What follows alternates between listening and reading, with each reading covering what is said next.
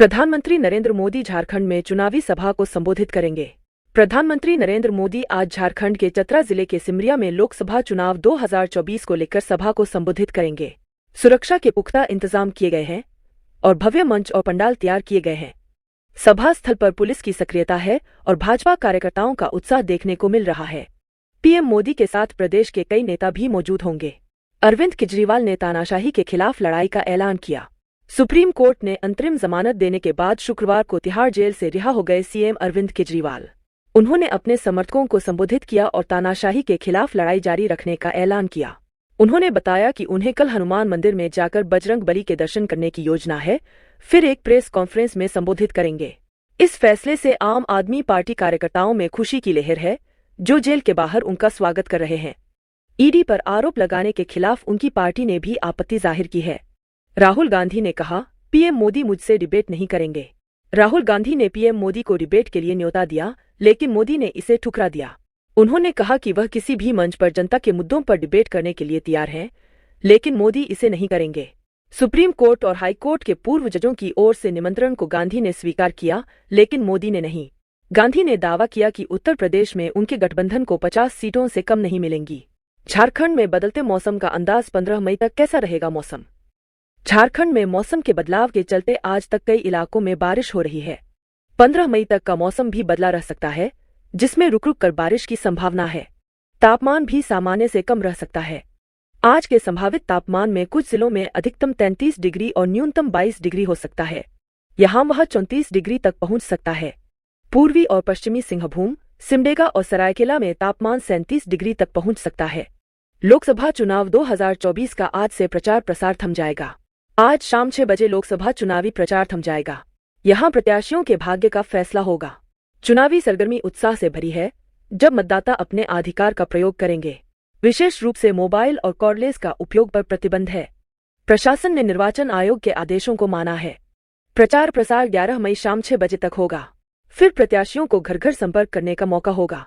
मतदाताओं को अतिरिक्त सावधानी बरतनी चाहिए।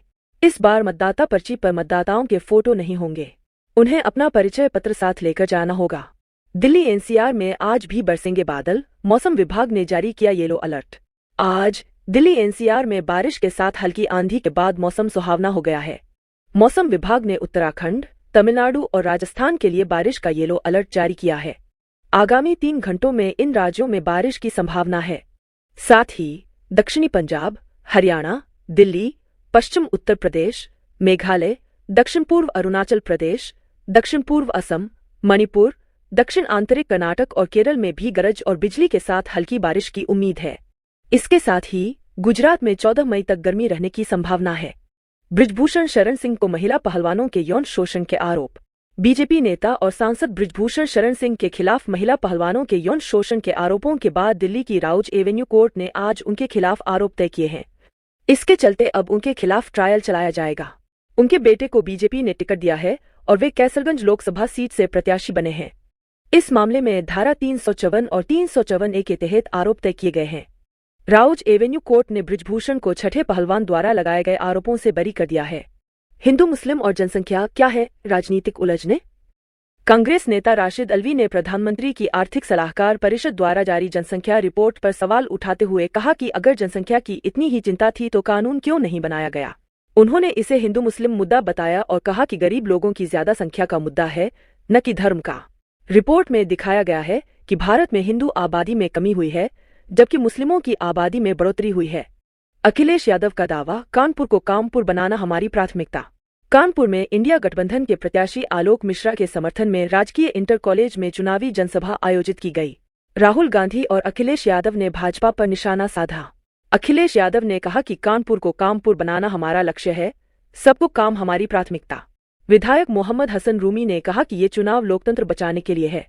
पूर्व विधायक सतीश निगम ने सरकार को बेरोजगार युवाओं को ठगने का आरोप लगाया। राजाराम पाल भी मंच पर पहुंचे। कांग्रेस के चुनावी वादे, वास्तविकता और चुनौतियां। राहुल गांधी ने भारत जोड़ो न्याय यात्रा के दौरान दोहराया कि वह हर महिला को महीने 8,000 रुपये देंगे। उन्होंने भी बयान दिया कि वह मोदी को हराएंगे। इसके बावजूद राहुल के रैलियों के आंकड़े कम हैं और वह कांग्रेस को केंद्र में फिर से पहुंचाने के लिए काफी कुछ करने में असमर्थ हैं। उनकी राजनीतिक रणनीति पर सवाल उठ रहे हैं क्योंकि वे जीत के बिना ही ऐसी जगहों पर चुनावी सभा कर रहे हैं जहां उनके लिए जीत का कोई चांस नहीं है। इससे वामपंथी गठबंधन को भी कई चुनौतियों का सामना करना पड़ रहा है।